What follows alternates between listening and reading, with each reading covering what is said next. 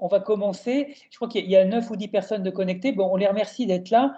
On est un petit groupe de, de chirurgiens ORL SMF de Normandie, issus du privé, du public, des CLCC, des CHU. Donc, on est très content de vous avoir avec nous. Et notre objectif aujourd'hui, dans la semaine Maxence, c'est d'essayer de mettre à profit le verbatim Prenons le cancer à la gorge. Donc, on a prévu, si vous en êtes d'accord, des petites séquences sur des localisations, des cas cliniques de 5 minutes, avec après une discussion. Pour éviter tout conflit de difficultés pour se connecter, on vous propose de poser vos questions par le chat et puis on les donne à l'orateur. Donc, on a 15 minutes par localisation. Ben, je vous propose de commencer dès maintenant avec le docteur Bologny, qui est ORL à Rouen et président de Normandie. Benoît, c'est à toi. Merci. Bon, donc j'ai la lourde tâche de commencer les hostilités, donc les présentations. Donc je vais vous parler des adénopathies prévalentes en fait, hein, qui ce sont des tuméfactions cervicales qui peuvent être enfin, une tuméfaction cervicale, pardon, peut être une pathologie bénigne, mais ça peut être un ganglion qui révèle un carcinome, qui peut être un carcinome du PATS, même chez quelqu'un qui n'a pas de facteur de risque. Ça peut être une métastase d'un carcinome thyroïdien, une métastase d'un carcinome cutané qui a été oublié. Et donc, en fait, on va illustrer ce propos par un cas clinique. Donc, c'est celui d'un patient de 48 ans qui présente depuis 2 mois une tuméfaction en regard de la loge sous-maxillaire, on va dire en regard de la glande sous-maxillaire, qui est un petit peu sensible, chez un patient qui n'a aucun facteur de risque, qui ne fume pas, il ne boit pas. Et l'échographie qui a été faite en première intention par son médecin de famille a retrouvé une adénopathie kystique en regard de la glande sous-maxillaire. Il nous est adressé, donc on fait donc un examen clinique pour voir s'il y a une anomalie qui pourrait expliquer en fait cette adénopathie, enfin cette adénopathie kystique. Donc, on commence par un examen de la cavité buccale qui est accessible à tout le monde, avec simplement 2 abaisse-langues, hein, et une langue frontale type spéléologue, c'est facile à trouver. On peut très bien avoir un très bon examen de la cavité orale qui est la localisation de la moitié des cancers des VADS. De façon plus sophistiquée, on peut donc réserver aux ORL, on peut faire une nasofibroscopie ou une vidéo nasofibroscopie qui permettra de visualiser le cavum, la base de l'angle, l'épiglotte, le plan glottique, les sinus périformes, éventuellement même la bouche de l'œsophage. Dans le cas précis, on a continué en fait les investigations avec une ponction cytologique éco-guidée qui a confirmé l'adénopathie kystique isolée avec une glande thyroïde normale. La ponction n'a pas été contributive, on n'a retrouvé aucune cellule suspecte et le dosage de thyroglobuline qui a été fait à titre systématique puisque c'était une adénopathie kystique qui révèle souvent des cancers thyroïdiens, ce dosage était négatif. On a continué les explorations pour essayer de trouver d'où venait en fait cette adénopathie. Et on a fait un scanner qui a confirmé l'adénopathie nécrotique isolée de l'aire de droite. On a continué par une IRM. Là, dans ce cas particulier, l'IRM a été faite parce qu'on pensait éventuellement à une tumeur d'origine salivaire et les IRM sont assez spécifiques pour les parotides, les glandes sous-maxillaires. Ça nous permet d'avoir des images qui sont spécifiques de certaines natures tissulaires. Donc ça a été fait dans ce cas particulier, ce n'est pas forcément systématique. On a continué la cascade d'examens avec un TEP, un TEP scanner, qui a retrouvé en fait des hypermétabolismes au niveau des amygdales palatines, au niveau de la base de langue. Parfois, c'est des faux positifs, c'est de la salive. On n'a pas retrouvé d'hypermétabolisme ailleurs. Donc, tout ce qu'on a retrouvé était soit physiologique comme les testicules ou ne fixait pas au niveau des différentes aires ganglionnaires, de la thyroïde, le foie et tout ce qu'on veut bien. Il a fallu continuer les examens pour essayer de trouver d'où venait cette adénopathie. Donc, on a fait une panendoscopie. Donc, c'est un examen des voies aérodigestives sous anesthésie générale. Cet examen a confirmé l'absence de lésions muqueuses macroscopiques. L'examen sous anesthésie générale est supérieur à un examen au fauteuil, mais parfois déjà dès l'examen au fauteuil, on peut trouver des lésions. Dans le protocole, il était prévu de faire une adénectomie, hein, d'enlever cette adénopathie pour demander un examen extemporané et qui a confirmé la métastase en carcinome épidermoïde. dont on n'a pas trouvé l'entrée par l'endoscopie. Donc, on a complété par une amygdalectomie homolatérale au ganglion et une mucosectomie de la base de langue. On a fini par retrouver, par confirmer la métastase ganglionnaire kystique, qui était probablement en rapport avec l'HPV, puisqu'il y avait une surexpression de la protéine P16. Les amygdales et la base de langue étaient normales, on n'a pas trouvé de primitif à ce niveau-là. Le dossier a été discuté en RCP, on était donc devant une adénopathie cervicale métastatique sans primitif retrouvé. Et on a proposé une radiochimiothérapie. L'intérêt de tout ce bilan, c'est de trouver en fait le primitif pour avoir un traitement adéquat. Il est évident que quand on n'a pas de primitif, les champs d'irradiation sont beaucoup plus importants. Les messages qu'on peut retenir, c'est qu'en fait, bien sûr, une tuméfaction cervicale, ça peut être une pathologie bénigne, hein, ou tout simplement une variante anatomique plus sensible chez certains patients. Certains, on sent très bien la parotide ou la glande sous-maxillaire. On peut trouver un bulbe carotidien un peu athéromateux, la grande corde de l'osioïde. Mais aussi, on peut trouver des variantes, des pathologies bénignes, donc, comme le kyste du tractus qui est médian, une glande thyroïde, un nodule de glande thyroïde, un goitre, un kyste amygdaloïde, enfin tout ce qui est cité sur la diapositive. Mais effectivement, il faut penser qu'une adénopathie, une tuméfaction cervicale peut être une adénopathie métastatique. Les aires ganglionnaires sont classées selon la classification de Robbins. C'est une classification qui est commune aux cliniciens et aux radiologues. On parle ainsi le même langage et on peut plus facilement discuter des dossiers. Les aires de drainage en fonction de l'adénopathie, enfin en fonction du territoire ganglionnaire, on a des primitifs qui peuvent être dans différents endroits. L'aire 1, ça peut être les lèvres, la cavité buccale, les glandes salivaires, le revêtement cutané du menton. L'aire 2, l'oropharynx, la base de langue. L'aire 3, l'hypopharynx, la thyroïde. L'aire 4, toujours les VADS, mais ça peut être aussi la thyroïde, le poumon, le tube digestif, les voies urinaires. L'aire 5, ça peut être un lymphome, le cavum, une tumeur cutanée du cuir chevelu.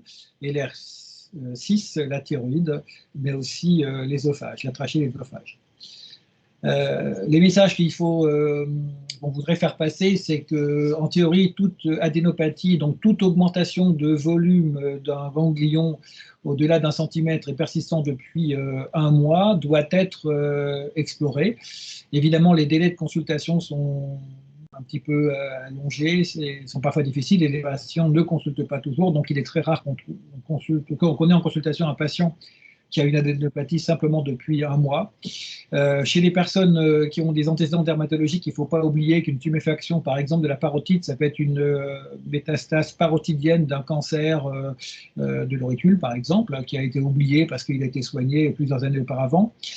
Il faut absolument oublier le raisonnement primaire qui est, ou binaire plutôt, excusez-moi le lapsus, entre alcoolo-tabagique ou pas, c'est-à-dire qu'il ne fume pas, il ne boit pas, il ne peut pas avoir de cancer, c'est totalement faux.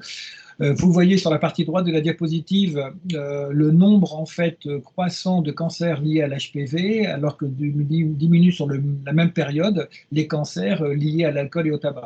Donc devant une tuméfaction cervicale chez une personne, un sujet jeune, a fortiori une femme qui ne fume pas, qui ne boit pas, qui a une adénopathie kystique, il faut absolument penser à un cancer lié à l'HPV qui siège au niveau des VADS, au niveau de l'amygdale et de la base de langue, ce qui explique en fait le protocole que nous avions adopté. Quand on ne trouve pas de primitif à l'examen des VADS en endoscopie, on fait des prélèvements systématiques sur l'amygdale et sur la base de langue, et parfois on trouve en fait le primitif, et parfois on ne le trouve pas, comme dans le cas présent. Quand en première intention, en médecine générale, on voit un patient avec une tuméfaction cervicale, je pense qu'il est de bonne loi de faire une échographie. C'est pas nécessaire de commencer par un scanner. Une simple échographie peut déjà préciser beaucoup les choses, va explorer la thyroïde d'ailleurs mieux que le scanner. Donc c'est un bon examen et il faut envoyer le patient, si possible, à son correspondant ORL dont on sait qu'il a une orientation carcinologique. Pour conclure, et ça c'est un petit peu plus spécialisé, mais c'est, disons, la cascade d'examens que l'on va pouvoir faire devant une tuméfaction cervicale dont on pense que c'est une métastase. Donc on commence par l'examen clinique avec la nasofibroscopie ou vidéoscopie numérique, donc on peut trouver la lésion. Si on ne trouve pas, on fait la ponction cytologique, écho guidée. On peut trouver un mélanome, un carcinome thyroïdien, un lymphome. On peut faire des marqueurs qui vont nous orienter, si c'est la calcitonie est positive, vers le carcinome médullaire de la thyroïde. Les autres marqueurs, TTF1, PAX8, et ainsi de suite, comme vous voyez sur le schéma, vont nous orienter vers différentes étiologies, le poumon, la thyroïde, le rein, la gynéco-pelvienne, l'oropharynx, et ainsi de suite. Si la cytologie éco-guidée, j'insiste bien éco-guidée, ne trouve pas d'orientation, on continue par un scanner cervicothoracique et un TEP scanner. On peut parfois faire une IRM, mais ce n'est pas systématique. Si on ne trouve toujours pas, on fait l'examen endoscopique sous anesthésie générale, qui va être couplé à une amygdalectomie et des biopsies de la base de langue si ce sont des adénopathies des érectoires 1, 2 et 3, et éventuellement à une bronchoscopie et une œsophagoscopie si ce sont des ganglions des aires 4 et 5. Donc tout ça pour trouver éventuellement un primitif qui pourrait être le poumon, l'ésophage. Et si on ne trouve toujours pas, lors de l'endoscopie le primitif, on fait l'adénectomie avec l'examen extemporané. Et on peut parfois compléter par d'emblée le curage ganglionnaire, mais c'est plus tout à fait maintenant, enfin comme ça qu'on fait les choses. Maintenant, on fait l'adénectomie, on attend le définitif, le dossier passe en RCP et on décide s'il faut effectivement faire un curage ou si on commence par un traitement autre que le traitement chirurgical, sachant qu'on peut très bien parfois enlever les ganglions résiduels après un traitement. Et pour terminer, donc 2 à 5% des cancers des VADS sont révélés par une adénopathie métastatique, mais on ne met pas en évidence le primitif par les examens, par la cascade d'examens qui a été faite ci-dessus. Voilà. Écoute, Benoît, merci beaucoup pour cette présentation exhaustive. Il y a vraiment tout a été dit. Je ne sais pas si on peut laisser, si quelqu'un a une question particulière, parce qu'on a 1 minute. Quelqu'un veut-il lui poser une question au docteur Bolini? J'en ai pas dans le chat. Moi, j'en aurais une simplement pour la ponction. Tu les fais toujours éco-guidés, tu les fais pas directement toi-même en consultation? Non, non, non, ça je l'ai fait au début de mon activité, on a le même âge. Mais en fait, non, non, aujourd'hui c'est co-guidé parce qu'en fait c'est beaucoup plus rentable si le radiologue, en fait, il est habitué, hein, il va savoir ponctionner l'endroit qui lui paraît le plus opportun dans le ganglion. Si on a une adénopathie avec un aspect un peu nécrotique, en plus, c'est pas toujours très productif au hasard, ça l'est pas toujours non plus quand c'est éco-guidé, mais parce que ce n'est pas forcément la meilleure indication. Mais en tout cas, l'échographie permet d'être plus efficace. Et si par exemple, il fallait faire une ponction au niveau d'un nodule suspect de la thyroïde, il est clair qu'il faut le faire sous écho. La ponction à l'aveugle, on ne fait plus ça. En tout cas, je ne le fais pas. Après, je ne dis pas qu'il... Enfin, peut-être que si le ganglion est évident et qu'on peut donc le ponctionner et avoir d'emblée une cytologie, mais c'est vrai que dans ma pratique, moi j'envoie au radiologue en fait. Non, bah écoute, c'est très sage. Merci beaucoup, Benoît. On est pile dans les temps. Je propose que le docteur Deneuve prenne la suite. C'est dans cet ordre-là, je crois. Merci. Est-ce que vous voyez ma présentation? Très bien. Okay. Merci de m'avoir invité à ce webinaire. Je suis toujours contente de participer à la campagne de sensibilisation des cancers des voies aérodigestives supérieures parce qu'ils sont en fait, on le découvre, assez mal connus. Et donc moi, je vais vous parler du cancer de l'oropharynx avec ce petit cas clinique pour commencer. Donc c'est un patient de 61 ans qui fume depuis l'âge de 16 ans. Il fume un paquet par jour tous les jours. À l'interrogatoire, on retrouve qu'il boit peut-être un peu de bière de temps en temps, mais pas tous les jours, et il a une hypertension artérielle qui est traitée. Et il devient principalement lui aussi parce qu'il a une boule dans le cou depuis au moins 3 semaines, et on retrouve à l'interrogatoire une douleur à déglutition qu'il arrête depuis de nombreux mois, et il a déjà bénéficié de plusieurs cures d'antibiotiques successifs avec des améliorations, mais qui sont transitoires et une douleur qui revient. Et cette douleur est accompagnée d'une douleur également à l'oreille droite qui est intermittente, mais qui est lancinante et dont il se plaint beaucoup. Et ce qui l'inquiète le plus, là, c'est qu'il pèse actuellement 67 kilos et qu'il a en fait perdu près de 2 kilos en un mois. Et en fait, à l'examen, quand vous lui faites ouvrir la bouche, eh ben, vous découvrez une lésion qu'on a un peu de mal à voir effectivement. Vous voyez le tour, de la lésion qui prend, toute l'amygdale, le voile et qui va jusqu'à l'autre amygdale. Et effectivement, ce qui attire le plus l'attention, en fait, c'est que c'est saignotant en contact et que c'est irrégulier et que c'est pas aussi lisse que le reste de la muqueuse, mais c'est une lésion qui est assez traître. Globalement, le «problème» entre guillemets de l'oropharynx, c'est que c'est vrai que c'est une région qui est pas forcément très facile à examiner, parce que, la base de langue ou les amygdales, c'est des choses qui sont cryptiques et irrégulières à la base et que, bah, des fois, on peut se faire piéger, par, des tumeurs comme ça qui sont plus serpigineuses et dont les limites sont assez difficiles à voir. Donc on lui a proposé une panendoscopie, on a fait une biopsie de l'amygdale droite et de l'amygdale gauche, on a fait une biopsie du voile, un scanner cervicothoracique, une IRM puisque c'est une lésion au-dessus de l'os hyoïde et que ça permet de voir plus précisément les limites tumorales.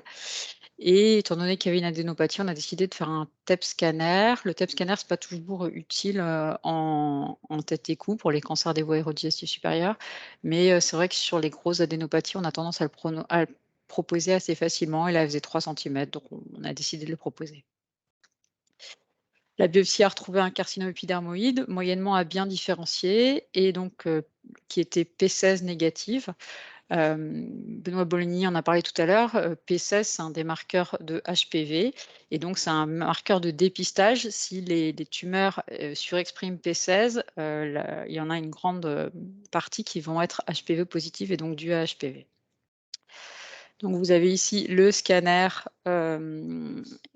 qui a été réalisé avec la grosse adénopathie et la lésion qui est pas non plus si facile à voir que ça, avec une petite prise de contraste, mais qu'on voit surtout parce qu'on a vu la lésion en endoscopie et qui flashait bien au TEP scanner.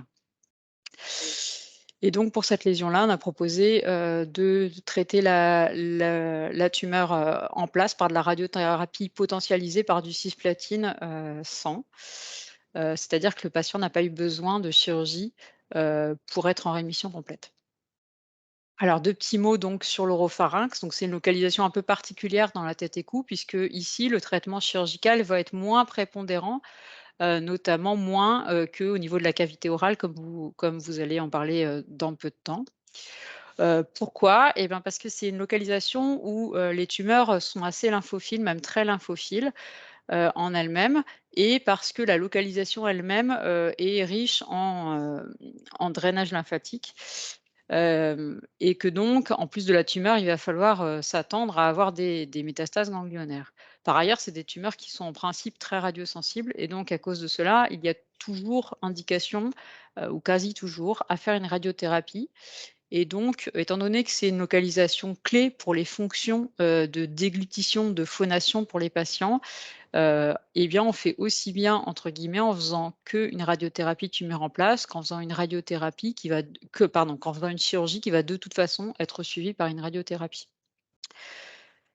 Du coup, on va limiter les indications de chirurgie, à quelques cas, de tumeurs oropharyngées, pour les localisations qui sont réputées moins radiosensibles, donc on sait que le sillon amygdaloglosse, il a pas très bonne presse, les radiothérapeutes aiment pas trop, c'est des tumeurs qui sont vite infiltrantes.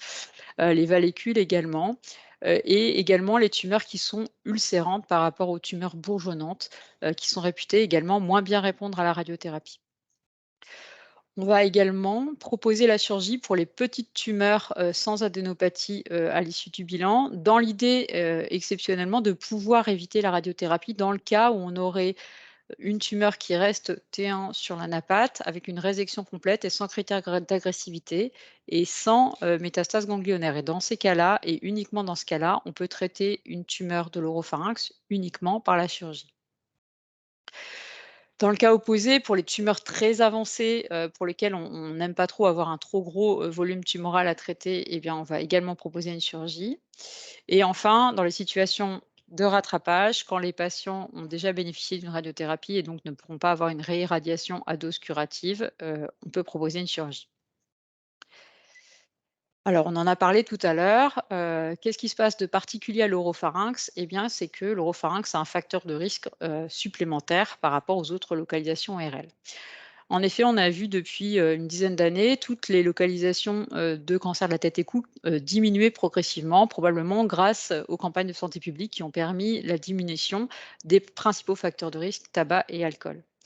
Et parallèlement à tout ça, on a vu une augmentation sélective de certains cancers à l'oropharynx. Donc ça, c'est sur les chiffres du NIH aux États-Unis, mais la même chose est visualisée en France.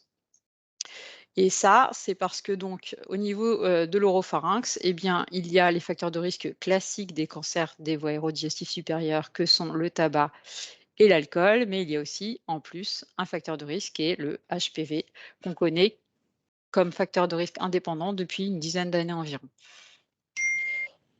Alors, au niveau, de l'oropharynx, il y a des fois où c'est plus visible, que le cas clinique que je vous ai montré, hein. C'est quand c'est très ulcérant, bah, c'est facile plus facile à voir. Si on voit une grosse asymétrie, d'une amygdale par rapport à l'autre, c'est toujours suspect, il faut également le biopsier.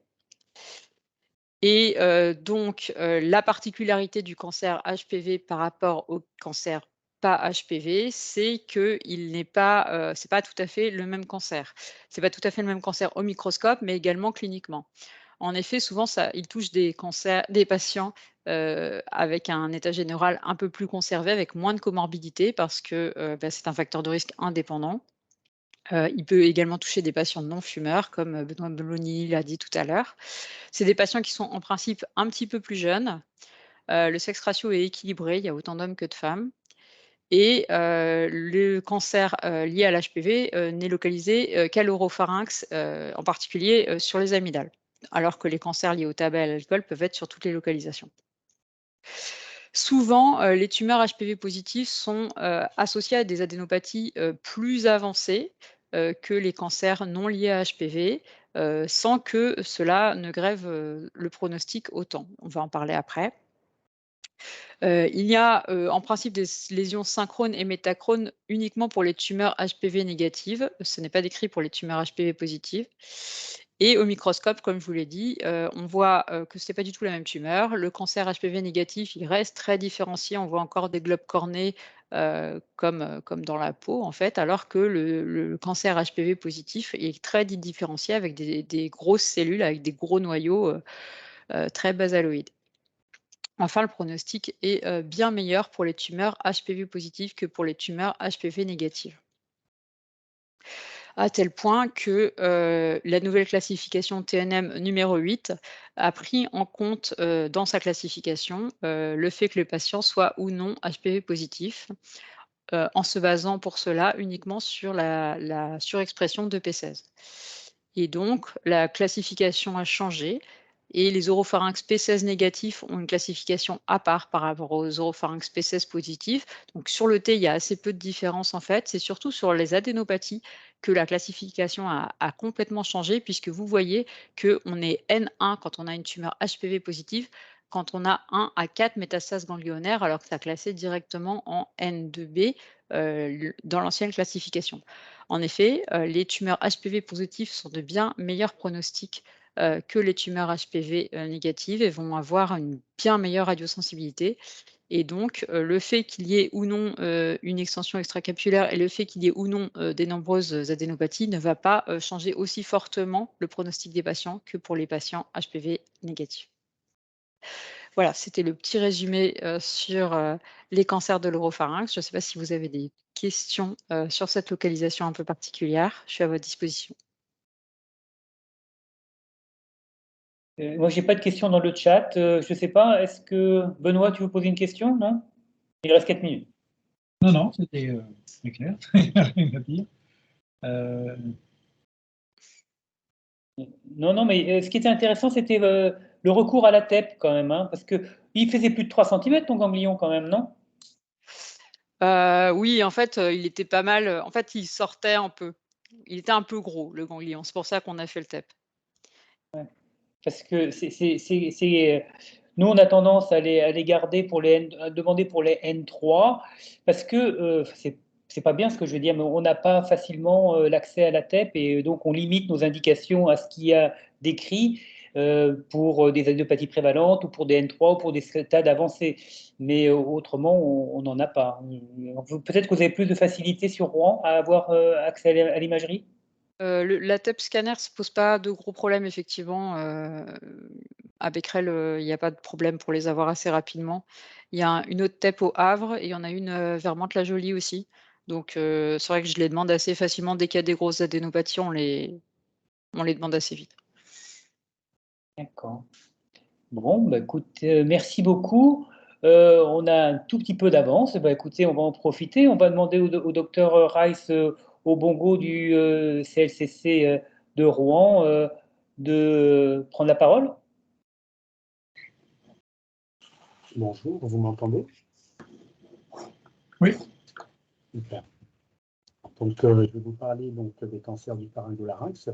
Merci au réseau Onco-Normandie pour l'organisation. Merci Emmanuel Babin et Emmanuel Sevin. L'idée, c'est de discuter des cancers du pharyngolarynx, mais on va surtout voir un aspect pratico-pratique en se posant la question quand est-ce qu'il faut y penser et comment faire devant une suspicion de cancer du pharyngolarynx et qu'est-ce que l'on fait également en pratique. Lorsque l'on parle de cancer du pharyngolarynx, donc il y a finalement deux entités anatomiques. Il y a le pharynx, plutôt bas situé au niveau de l'hypopharynx, et le larynx. Pour discuter de tout ça, on va voir les symptômes, le terrain, les éléments de durée et enfin le côté un petit peu clinique, examen complémentaire et principe du traitement. Pour introduire, on va parler d'un cas clinique d'un patient, M. L, âgé de 60 ans, qui s'est présenté en consultation avec sa femme, qui, elle, travaille en maison de retraite, donc il y a quand même une habitude avec les personnes, qui est donc soignante. Ce patient est chauffeur poids lourd, au chômage depuis environ 4 mois. Il a 2 enfants, il habite en maison. Il fume environ 20 cigarettes par jour. Il a débuté à l'âge de 14 ans et il boit à l'interrogatoire plus de 2 verres d'alcool par jour. Alors, qu'est-ce que l'histoire de la maladie relate? Il évoque, M. L, la présence de ganglions cervicaux qui évoluent depuis 6 mois. Il a temporisé la consultation au départ. Ensuite, progressivement, apparition d'une gêne avec une dysphagie. Il y a environ 3 mois, avec une perte de poids de plus de 5 kg. Finalement, il a décidé de consulter son médecin traitant. Un TDM cervico-thoraco-abdominaux et pelviens ont été demandés par le collègue médecin traitant. Puis ensuite, avec cet examen, le patient était orienté en consultation d'oncoradiothérapie. Et lors de cette consultation, le collègue oncoradiothérapeute a vu un patient avec une dyspnée. C'était un petit peu difficile pour lui, donc il nous a contactés pour prendre en charge le patient en urgence. Donc, quelle est la suite pour ce patient? On va le découvrir tout de suite. À J1, lorsqu'il est arrivé dans l'unité, il a donc été trachéotomisé. On lui a mis également une sonde nasogastrique. Peut-être que vous pouvez voir, mais le syndrome de Max est très volumineux, avec une obstruction quasi totale de la filière. Là, on voit l'adénopathie qui fait protrusion au niveau cervical. Le temps de le renutrir et de pouvoir le programmer au bloc opératoire, il a eu sa palindoscopie à J7. À J9, 2 jours après, on a pu avoir de l'histologie et discuter en comité pluridisciplinaire de sa prise en charge. On est parti sur un traitement de type oncologique avec les traitements médicaux uniquement. Il y avait une suspicion de métastase hépatique qui a été confirmée à J20 suite à une biopsie. Finalement, une RCP plus orientée sur l'oncologie a été faite et il a été acté un certain type de chimiothérapie palliative. Par la suite, au bout du 43e jour après le début de sa prise en charge, le patient est décédé suite à tous ces événements et à l'évolution de la maladie. Donc on comprend quelque chose pour M. L, c'est qu'il est venu trop tard. Et donc c'est pourquoi c'est important d'avoir les notions, de ressortir avec ces notions du temps. Et c'est aussi pourquoi ce type de campagne de sensibilisation a toute son importance pour parler de ces cancers qui sont peu médiatisés et aussi comprendre quelles clés, quelles actions on peut avoir pour diminuer les délais de prise en charge chez ces patients, même s'il faut bien avoir à l'idée que c'est le patient qui décide à quel moment il va consulter son médecin en premier lieu. Donc, pour parler des cancers du pharyngolarynx, en quelques chiffres, on peut noter que ces cancers surviennent dans les 3/4 des cas avec des stades déjà avancés. Et c'est le cas de M. L. Donc, dans des cas comme ça, malheureusement, les traitements curatifs sont moindres. La survie à 5 ans Pour les cancers de l'hypopharynx, c'est d'environ moins vers à 28%. Et pour le cancer du larynx, c'est un peu plus élevé, sachant que ces cancers-là sont moins lymphophiles. On a un chiffre autour de 57% dans plusieurs études. Ces cancers sont majoritairement retrouvés chez les hommes, même si certaines études, dans des localisations précises du larynx, notamment les taches supraglottiques, au-dessus du plan des cordes vocales, on retrouve qu'il y a 75% des femmes. Une donnée importante, c'est qu'en Normandie, on est la deuxième région la plus touchée de France sur les cancers lèvres, bouche, pharynx. Donc finalement, on a du travail. La question, c'est quand y penser. Pour être orienté dans la réponse, forcément, on va parler des symptômes. Les symptômes qui sont écrits juste en dessous, il y a quelques photos anatomiques qui concernent les régions dont on a parlé. Je vous ai fait des petits dessins pour expliquer qu'en fait, les symptômes vont être en rapport avec le site tumoral et le siège de cette tumeur. Parce qu'en fonction de où est-ce qu'il se trouve, en fonction aussi de la taille, de l'épaisseur, on ne va pas retrouver les mêmes symptômes. Et ce qui est très difficile, c'est qu'il faut se dire que, contrairement à la présentation du docteur Bologni, où les personnes peuvent venir avec une boule, c'est quelque chose qui est visuel. À l'examen clinique, on peut être orienté. Également, la présentation du docteur Deneuve, pour certaines personnes, lorsqu'elles ouvrent la bouche, elles peuvent voir une anomalie dans le fond de la bouche. Là, pour les cancers du pharynx, le patient ne va pas voir d'anomalie en dehors des fois de certains ganglions, mais lorsqu'il va ouvrir la bouche, on ne verra rien du tout. Et l'examen réalisé par les médecins traitants, qui est l'un des praticiens qui est en première ligne, ne va pas non plus permettre de voir une anomalie. Donc ces photos-là sont faites à partir avec l'utilisation d'un endoscope, d'une caméra. Donc par exemple là, il y a un petit triangle, mais lorsqu'on va avoir une gêne pharyngée corps étranger, c'est souvent comme ça que ça se manifeste lorsque la tumeur elle est toute petite. Il faut savoir que les tumeurs de stade T1, en tout cas pour l'hypopharynx, elles sont assez rares dans notre région parce que les patients viennent à des stades avancés. Donc cette sensation de gêne corps étranger, lorsqu'elle est présente dans cette zone anatomique-là, ou lorsqu'elle prend n'importe quelle zone au-dessus des cordes vocales, aussi ici sur l'ensemble de l'hypopharynx, ça va entraîner donc gêne pharyngée, voilà. Si la tumeur, elle grossit, ça va forcément entraîner des symptômes différents, dysphagie, aphasie avec anorexie, perte de poids. Ça concerne exactement les mêmes lésions. Il va y avoir une dysphonie dans le cas des lésions qui vont concerner les cordes vocales. Ici, là, c'est une corde vocale droite et ça, c'est la corde vocale gauche. Il pourra y avoir ensuite une odynophagie, otalgie réflexe, que l'on trouve aussi dans d'autres lésions oropharyngiques, comme l'a expliqué le docteur Deneuve. Et donc ça va concerner toujours les mêmes zones, mais ça va dépendre du volume tumoral. Ensuite, la dyspnée, ça va concerner toujours le plan glottique, lorsque la tumeur, elle prend les cordes vocales, mais également s'il y a une tumeur qui est au-dessus, mais qui est obstrue par le volume et elle tombe au niveau du plan des cordes vocales. Ensuite, en ce qui concerne les symptômes liés à des saignements, bien sûr, ça va dépendre toujours de la localisation. Hématémèse, si c'est au niveau de la partie muqueuse pharyngée, et hémoptysie, si c'est en rapport avec les voies respiratoires et les ganglions, comme on l'a évoqué. Quand est-ce qu'il faut y penser? Le terrain, c'est comme pour la majorité des cancers des VADS, liés à l'alcool, le tabac, avec une prépondérance chez les sujets entre 50 et 60 ans.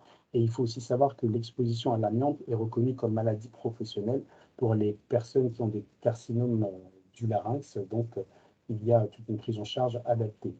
Alors, quand y penser?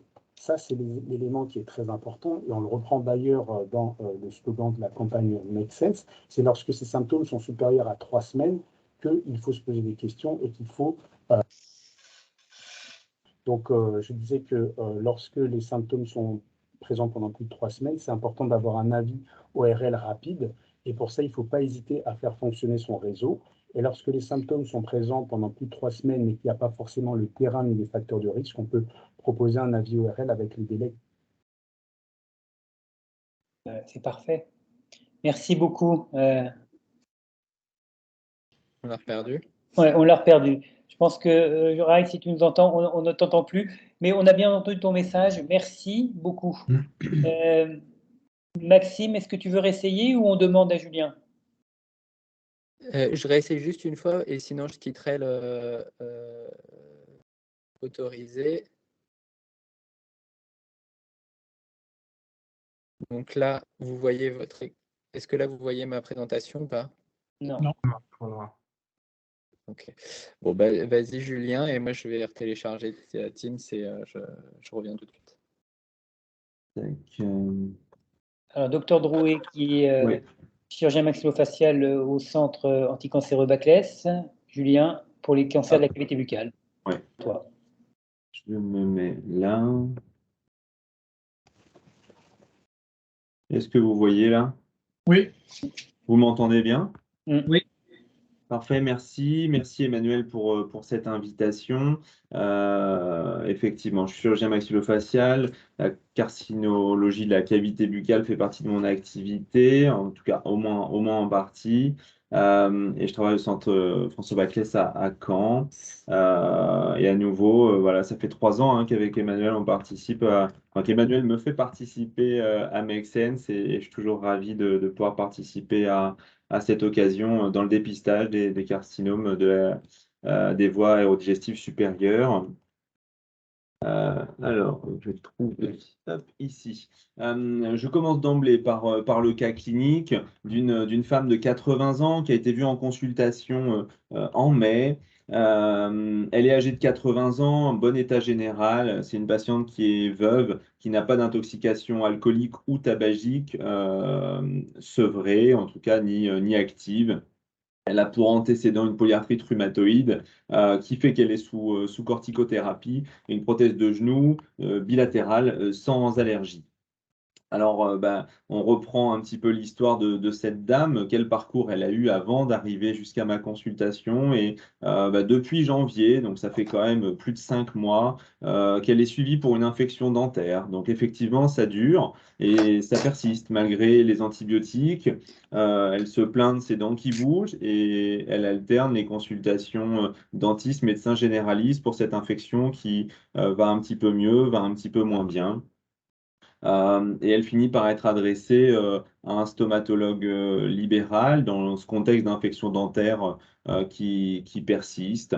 Et donc l'examen, il est réalisé avec les abaisse-langues, avec le miroir. On retrouve ces dents mobiles et au final une lésion muqueuse de la gencive mandibulaire en regard du secteur molaire, on va dire au minimum.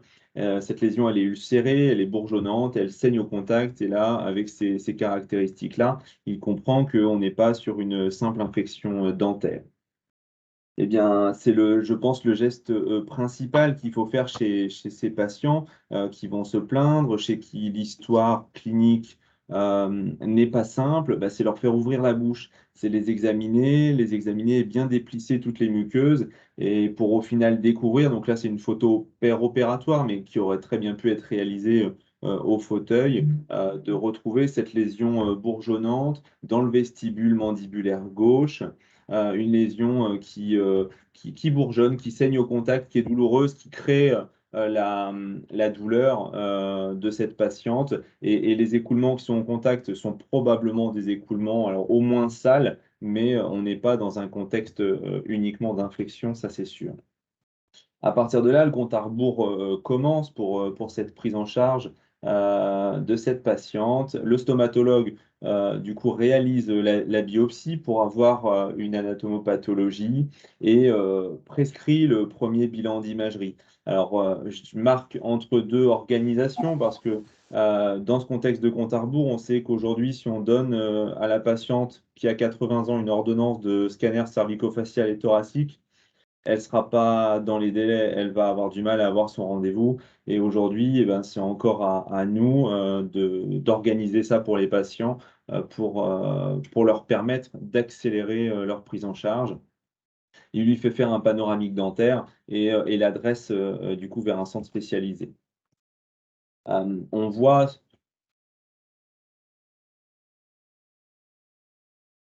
C'est bon? Ça fonctionne encore?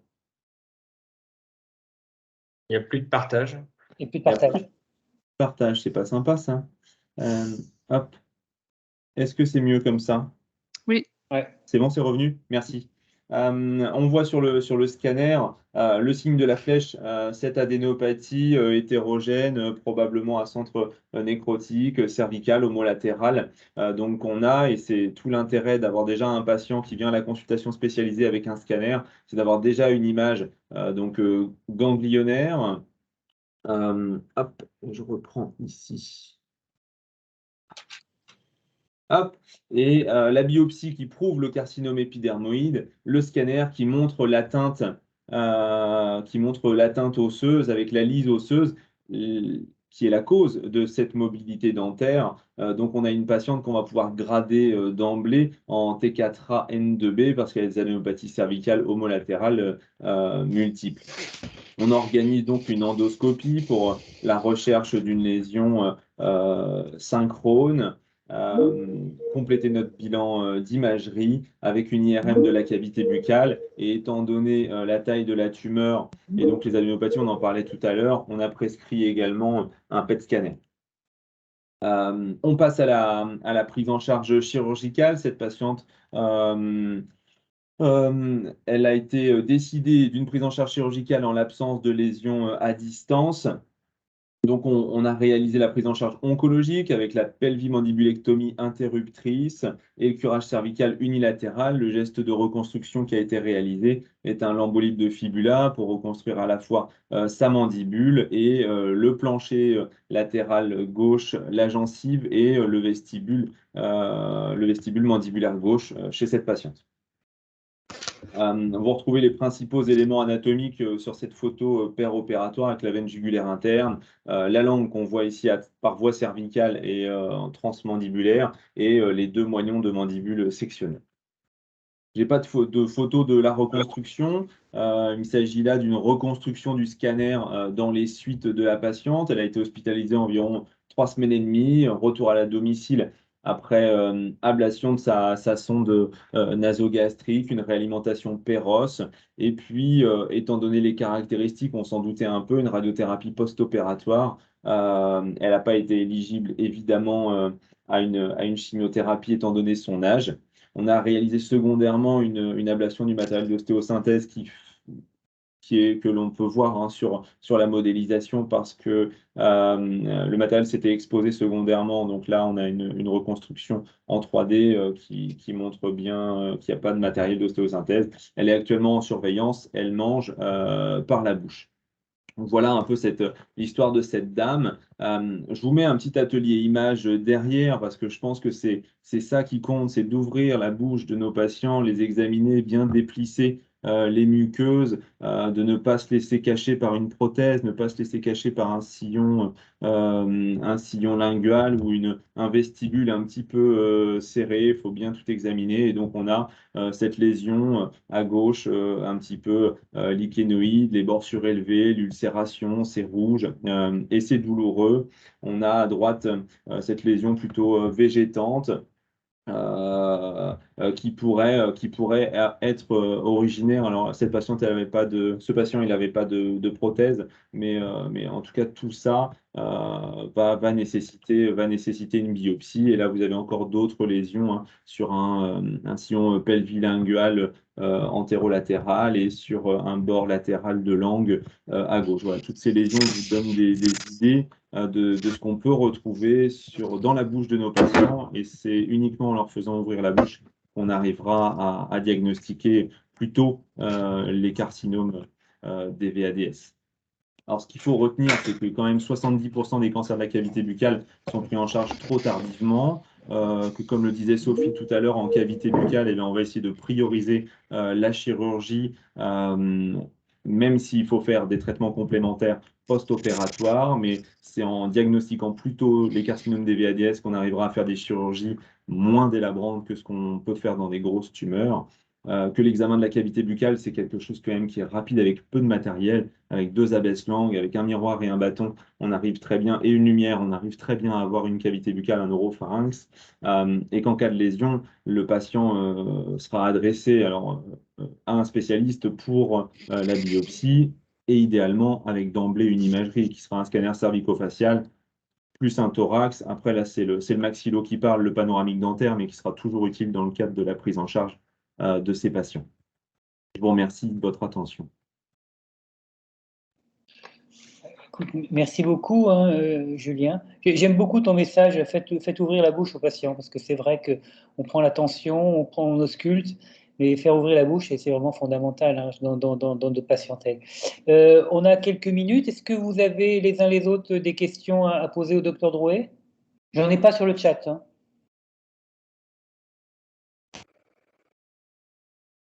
Non. Je trouve que le format qui est proposé là, c'est peut-être un peu rapide. Je n'ai pas trop de réponses des participants, mais c'est vraiment un format très intéressant parce qu'on va à l'essentiel. On va à l'essentiel, le cas clinique, on rapporte les points clés et vraiment bravo. Hein. Écoutez, si pas de questions, on va enchaîner avec Dr Humbert. Oui, vous m'entendez là? Et est-ce que vous voyez surtout? Oui. Ok. Bonsoir plutôt à tous. Merci de m'avoir invité à cette réunion. Comme l'année dernière, toujours aussi enthousiaste. On change un peu de registre, contrairement à tous mes collègues. Hop, oh là, non. Qu'est-ce que je fais là? Tac, voilà. Je vais vous parler de cancer de cavité nasale et sinusienne. Comme tout le monde, je commence par un petit cas clinique de ce patient, 68 ans, qui présente une lésion du canthus interne gauche, apparition vraiment il y a 6 mois, mais comme on voit, c'est un monsieur qui a 68 ans, mais qui en fait 75, voilà, qui prend pas trop soin de lui. Donc, est-ce que vraiment c'est apparu il y a 6 mois? Est-ce que ça faisait déjà 1 cm de diamètre ou pas? Pour vous, c'est ça l'interrogatoire. Ce qu'on demanderait, en tout cas moi, ce que je demande absolument, c'est les antécédents, l'alcool et le tabac, la déformation professionnelle oblige. Le métier, vous allez voir pourquoi c'est extrêmement important le métier dans les lésions nasales. Le début, un petit peu caractériser le début de cette maladie. Et les signes associés, est-ce qu'il y a une rhinorrhée? Est-ce qu'il y a des signes déjà ophtalmo? Est-ce qu'il y a du pus? Est-ce qu'il voit double? Ensuite, un peu plus des signes ORL. Est-ce qu'il a une obstruction nasale? Est-ce qu'il y a une rhinorrhée? Est-ce qu'il y a des épistaxis? Est-ce qu'il y a un saignement intermittent qui continue de là pendant les 6 derniers mois? C'est absolument pas normal d'avoir une obstruction nasale unilatérale de plus de 6 mois.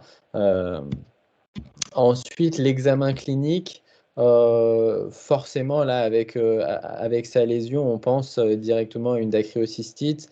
Quand bien même c'est pas très rouge, on n'a pas l'impression qu'il a du pus partout sur l'œil, mais bon, c'est quand même le diagnostic le plus probable, on va dire. Donc l'examen ophtalmo, la motricité, est-ce qu'il y a du pus? En fait, on va chercher à objectiver un diagnostic ou au contraire à l'infirmer. Faire une rhinoscopie antérieure pour au moins essayer d'écarter, là je ne vous demande pas d'ouvrir la bouche, mais plutôt d'essayer d'écarter les narines, mettre une lampe à l'intérieur pour voir s'il y a quelque chose qui vous paraît suspect. Est-ce qu'il y a des traces sanguinolentes qui pourraient nous orienter? Et puis bien sûr l'examen de la cavité buccale, parce qu'on peut avoir quelque chose qui pousse au niveau des sinus maxillaires et qui se retrouve au niveau maxillaire dans la bouche. L'examen neurologique, parce qu'on peut avoir dans ces zones-là des déficits des paires crâniennes, surtout le 5-2, au niveau sensitif du maxillaire. L'autre chose, vous allez forcément demander des examens paracliniques, vous n'êtes pas encore sûr, c'est vrai que ça ne fait pas d'acryocystite, il n'y a pas de signe d'inflammation. L'examen le plus informatif, c'est le scanner des sinus sans injection. Voilà, on commence déjà à entrevoir ces 2 examens cliniques, ces 2 examens paracliniques, le scanner, l'IRM, et bien sûr adresser vraiment s'il y a un doute Je pense qu'il n'y a aucun ORL qui vous en voudra d'adresser un patient pour rien. Une moyenne d'adressage pour un ophtalmo, je pense que ça doit être au moins 4 à 6 mois pour qu'il puisse voir le patient.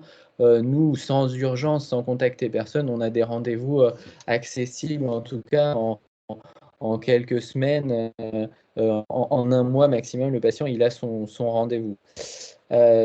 Voilà, maintenant plus général, c'est que 3% des cancers des voies aérodigestives supérieures, ça c'est les chiffres de 2019. À mon humble avis, ça doit quand même fortement augmenter. Attention à sa symptomatologie qui est vraiment peu spécifique. On reste dans purement obstruction nasale, rhinorrhée et épistaxis unilatérale. Si c'est bilatéral, bon, quand même, c'est quelque chose qui est peut-être un peu moins suspect. J'ai préféré pas mettre d'âge aussi parce que ça dépend des types histologiques. On peut avoir des femmes très jeunes, des hommes très vieux ou inversement. Vraiment, c'est quelque chose, je mettrais quasiment 50-50. En tout cas, là, sur les patients, la dernière année que j'ai pris en charge, on est à 50-50 avec tous les âges entre 40 et 80 ans. Voilà, les signes rhinologiques, c'est purement de l'interrogatoire pour vous, parce que c'est une vue endoscopique. Effectivement, on comprend bien que ça lui bouche la narine, on comprend bien aussi l'aspect purulent, on comprend bien, on voit les vaisseaux dessus, on comprend bien que ça peut saigner cette lésion. Donc voilà, c'est les 3 signes pour moi les plus importants. Malheureusement, les signes qui sont non rhinologiques, donc souvent c'est l'extension tumorale, ils vont arriver bien tard. Le signe ophtalmo, parce que ce patient-là, c'était un adénocarcinome de l'ethmoïde. Les douleurs aussi, c'est quelque chose qui ne fait pas mal, contrairement à une lésion de l'amygdale qui va être quelque chose d'assez douloureux, l'otalgie réflexe, diminution de l'alimentation. Là, on n'a absolument pas de douleur ou alors très très très loin, avec un développement tumoral assez important. Bien entendu, ouvrir la bouche pour examiner, faire un examen qui est le plus complet possible. Parce qu'on ne sait jamais ce sur quoi on va tomber. Moi, je suis assez systématique. Tous les patients, même s'ils viennent pour une surveillance cancérologique, je regarde dans leurs oreilles. Je ne sais pas, c'est systématique, le nez, la bouche, les oreilles. Je pense que c'est comme ça qu'on tombera sur quelque chose un jour qui va faire gagner quelques mois au patient, en tout cas avant que ça devienne symptomatique pour lui. Pardon. Les anatomopathologies excessivement rapidement, l'adénocarcinome, le carcinome épidermoïde, et puis ensuite les carcinomes indifférenciés et mélanomes. Voilà, les autres, c'est très, très, très, très, très beaucoup plus rare. Les facteurs de risque, le travailleur du bois, c'est quand même énorme, fois 13 fois plus de risque d'avoir une lésion ethmoïdale. Certains articles de santé publique parlent de au moins 10-20% des patients travailleurs du bois auront un adénocarcinome de l'ethmoïde. Moi, je trouve ça que c'est énorme, mais effectivement, c'est quelque chose qui est extrêmement important de demander son métier et si on a un travailleur du bois, qu'il ait obligatoirement une surveillance en ORL. Le tabac pour le carcinome épidermoïde, mais on est bien moindre que les autres localisations ORL. Puis après, voilà, les substances cancérigènes et le BV pour les carcinomes indifférenciés. Le bilan paraclinique, en fait, l'extension ganglionnaire, elle est assez faible et les métastases aussi. Donc voilà, on demande forcément un scanner des sinus sans injection, un scanner cervical et pulmonaire avec injection. Ça, c'est vraiment pour faire le bilan de débrouillage de début et l'IRM facial pour caractériser bien la lésion, le PET scanner que dans certaines lésions qui sont excessivement, qui sont plus sujets aux métastases, comme le mélanome et les formes indifférenciées. En fait, c'est pour ça 3%, moi, ça me paraissait très, très faible. En fait, là, pour ma part, on a déjà le 6e patient là, de l'année. et puis je ne compte pas les patients du docteur Patron. Donc, je pense qu'on va commencer à être beaucoup plus important que 3%.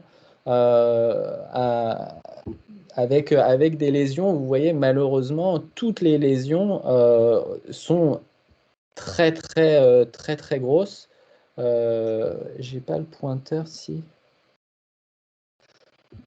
Pointeur laser, hop, on voit cette lésion de la fosse nasale gauche, ici au niveau fente olfactive ethmoïdale gauche, après chirurgie, mais on a beau faire une chirurgie qui est quand même très correcte. C'est des anatomopathologies qui se laissent vraiment pas faire malgré radiothérapie post-opératoire. Soit c'est l'IRM de 3 mois après la fin de la radiothérapie. Donc, bon, bah, pour lui, ça va être beaucoup plus compliqué. Là, une lésion de la fosse nasale droite avec une grosse portion kystique. Ici, une lésion énorme qui sortait par la fosse nasale. Ici, là, un carcinome épidermal, une lésion indifférenciée avec le lambeau remis. Il fallait qu'on aille plus vite parce que les formes indifférenciées galopent très vite. Et ben, on a bien fait, enfin bien fait ou pas. Il y avait déjà une récidive postérieure. Voilà, c'est quelque chose qu'on découvre malheureusement beaucoup trop tard. Et là, vraiment, pour le coup, au niveau des fosses nasales, comme ça ne parle pas, c'est quelque chose qui est découvert excessivement tard. En conclusion, 3 points. Travailleurs du bois, il faut qu'il y ait un suivi ORL. Et voilà, on a eu là ce mois-ci 2 patients. Vraiment le cas typique, un patient, le patient que vous voyez là, une toute petite lésion ethmoïdale. Voilà, un patient qui était menuisier, qui avait un suivi ORL à la clinique. Le clinicien, enfin l'ORL de la clinique l'a vu, a vu un polype, a biopsié, adénocarcinome. Bon, bah voilà. Au moins, c'est une toute petite lésion. Par contre, un autre patient qui était aussi travailleur du bois, mais qui n'avait pas de suivi ORL, qui a été découvert comme le premier patient que je vous ai montré, avec une lésion qui a été prise par une dacryocystite, vue 6 mois plus tard par l'ophtalmo. L'ophtalmo dit, ah ben non, c'est pas ça. Et donc, du coup, IRM, et on voit cette volumineuse lésion. L'obstruction nasale unilatérale, l'épistaxis unilatérale, forcément. Oula. Vous m'entendez encore? Oui. Ce qui s'est passé. L'épistaxis unilatérale, voilà. Et puis attention aux lésions du canthus interne, vaut mieux l'envoyer peut-être aux deux, aux ORL et aux ophtalmos, parce que on le verra plus vite, et puis bon, bah, la décréocystite, on pourra la traiter plus ou moins, mais au moins on s'assurera qu'il n'y ait rien au niveau des fosses nasales. Voilà, j'espère que je ne vous ai pas perdu dans cette présentation. Et puis voilà, n'hésitez pas à faire marcher votre réseau. Et puis nous, enfin en tout cas au CHU, on vous répondra toujours. Vous pouvez nous envoyer des mails. Normalement, vous avez le site le site internet du CHU avec les différents praticiens, leurs mails directement. Donc, vaut mieux envoyer un mail pour rien plutôt que d'avoir des patients comme celui-ci qui doivent avoir une chirurgie excessivement importante. C'est ce patient-là qu'on a opéré avec exentération, avec un lambeau, une chirurgie qui dure extrêmement longtemps, une radiothérapie post-opératoire. Et est-ce qu'on va réussir à le guérir un jour? C'est plus difficile à dire. Voilà. Merci beaucoup, Maxime. C'est vrai qu'avec Vincent, vous avez développé cette chirurgie endonasale qui va de plus en plus loin et c'est vraiment impressionnant. Moi j'ai juste une question. Les travailleurs du bois, ça reste quand même un problème parce que celui que tu nous as montré tout à l'heure avec petite lésion, ça reste exceptionnel. Moi, j'étais persuadé qu'on pouvait améliorer le de l'ORL. Il n'y a pas une imagerie systématique que vous pensez mettre en place ou qui est mis en place actuellement pour les dépister plus rapidement? J'ai dû rater le début, enfin une partie. On peut faire appel à des conbeams qui sont assez rapides, mais on va pas assez haut. J'ai pas très bien entendu, désolé. La question du dépistage de ces lésions qui arrivent toujours de manière plus importante Trop pour les tard. travailleurs du bois. Bah, Travailleurs du bois. on avait fait une étude Serbois, enfin où les travailleurs du bois venaient tous les 6 mois, tous les ans. Et ce monsieur-là, celui qu'on a découvert très tôt, faisait partie de l'étude Serbois. Mais on voit que voilà, ça a été arrêté et ça peut être excessivement tard. Un patient, là dans la littérature, ils disent dès 1 an à 3 ans, le risque, il est là. Donc, que 3 ans de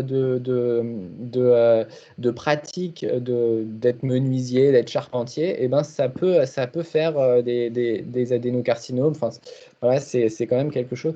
Donc, est-ce qu'il faut… Oui, je pense que dès qu'un médecin sait que la personne a travaillé dans le bois, il faut qu'il y ait un suivi ORL. Voilà, beaucoup peut-être pour rien, mais on en rattrapera quand même quelques-uns parce que là, je trouve ça énorme cette année là, 7 ou 6 patients là depuis donc Vincent, on doit en avoir au moins une dizaine. Ça fait quand même 16 lésions des fosses nasales.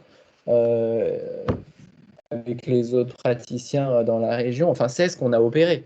Donc il y a tous ceux qu'on n'a pas vus, qui ont eu la radiothérapie, enfin, pour ça, 3%, je pense que c'est sous-estimé. Oui, ou alors il y a une augmentation, parce qu'on avait eu la même impression quand j'étais dans la région Rhône-Alpes. Le département cancer environnement avait proposé de faire un enregistrement des lésions des fosses nasales parce qu'on avait effectivement également l'impression qu'il y avait une augmentation de ces lésions avec des patients pas forcément toujours chez lesquels on ne trouvait pas forcément toujours un facteur de risque comme le bois. Ouais. Après, l'anapathe est très multiple. Hein. Là, le plus, c'est sûr que c'est l'adénocarcinome, mais le plus gros, là, le carcinome épidermoïde, les mélanomes muqueux, c'est une catastrophe aussi, cette maladie. Enfin, c'est quelque chose qui est tellement indolent, qui ne fait pas mal. Donc, les gens ne se plaignent pas, quoi. Enfin, voilà, ils ont le nez bouché. Bah, effectivement, qui n'a pas le nez bouché? Voilà, où ils mettent des sprays, de l'automédication, des lavages de nez, et puis ça doit pas excéder 2 mois pour les gros rhumes, hein, mais doit y avoir le pourtour qui va avec, ça c'est sûr. Bon. Je ne sais pas, il n'y a pas de question particulière. Il n'y a pas de question particulière. Moi, j'ai envie je pense qu'on va s'arrêter là. On est vraiment dans les temps. Je pense que cette formation, j'allais dire, cancéro un peu express et séduisante. Merci beaucoup à chacun pour la présentation. Je voudrais aussi remercier Olivier, Camille et Florentin pour avoir organisé. On est désolé auprès de nos auditeurs un petit peu des petits problèmes techniques. Mais c'est du direct, hein, donc j'espère que vous nous pardonnerez à tous. Je ne sais pas, quelqu'un veut peut-être dire quelque chose d'autre. Autrement, moi, je vous remercie et puis je vous dis à l'année prochaine.